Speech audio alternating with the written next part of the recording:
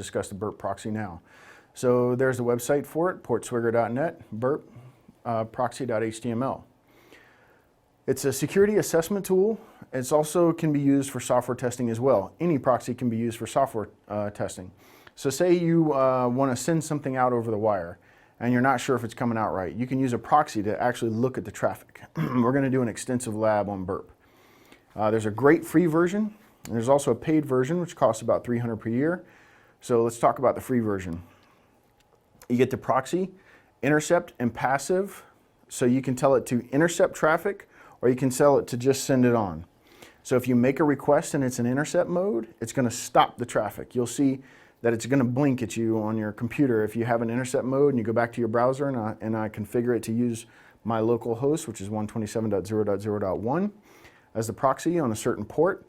Then Burp will intercept it and it won't forward it unless you tell it to. So there's a forward button, forward, forward, forward, so you can watch each coming and going of data as the conversation happens. And also you can change the data before it's sent. So if you're trying to hack into a system, this is very, very useful.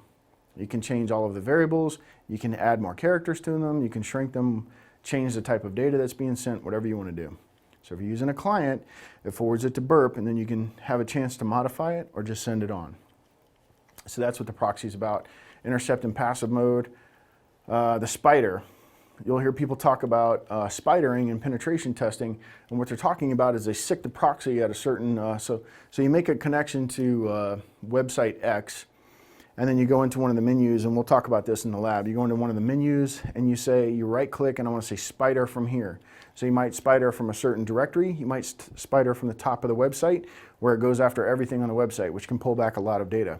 It'll dig in each and every directory, it'll grab a copy of every single file and download it so that you can inspect it and play around with it. Another tool for doing this that's on the test is wget, W-G-E-T. We'll talk about it later as well. Also has a repeater feature. Again, these are all in the free version, the proxy, the spider, and the repeater. The repeater will take any type of request and just repeat it so that it'll happen over and over and over and over. You can tell it to do it once, you can tell it to do it twice, and you can also have it increment in variables as you're going along. So you can do a little bit of fuzzing with it as well. Has a sequencer, evaluate the site's ability to handle subtle sequencing attacks. You can read about this in there too. This also will come in the lab. These are all great features, and I highly recommend you learn it. You will use it a lot. So you have a decoder. You can attempt to decode what it can with various decoders. It has a comparer.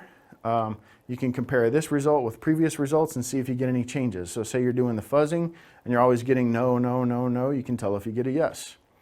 Now the paid version is approximately $300 a year. This is what it's going to add to it. It's going to add the intruder functionality, which automates attack functionality. You get a vulnerability scanner for the OWASP top 10. Not that critical, but it does have some good features in there. You can use a save and restore, so you can save the state of where you're at and come back later. Sitemap history, active scan queue, and repeater results.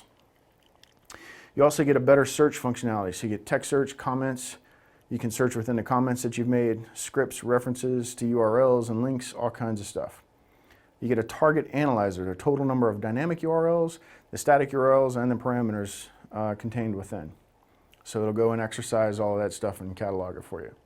You get content discovery, the number of requests made, bytes transferred, file names, etc. So if you need this kind of information for your report, it might be worth the $300 per year for this tool.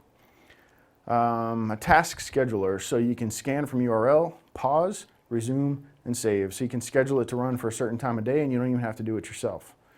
This is useful in some engagements where they say you can only conduct the spidering between 2 and 3 a.m. If you don't want to stay up, then you can have it automated. You can do a release schedule.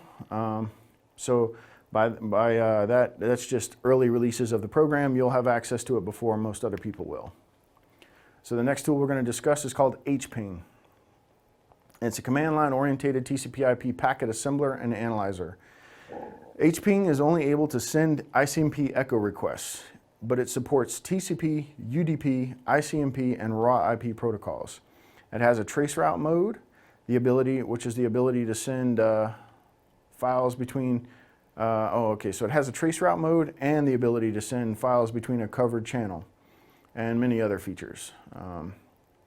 So it can be used for rule validation as well as attacking. So you can throw things in a certain way that are specially crafted to see if your security tools catch it. So it's kind of a packet carver. It's a lot like Ping, but it has a lot more functionality because it supports more than just ICMP. It works on Unix and StarNix. Again, StarNix is Linux and OS X. Hping 2, there's also an Hping 3. Hping 2 is the same as Hping, but it has more options associated with it. So Hping tools are used to scan.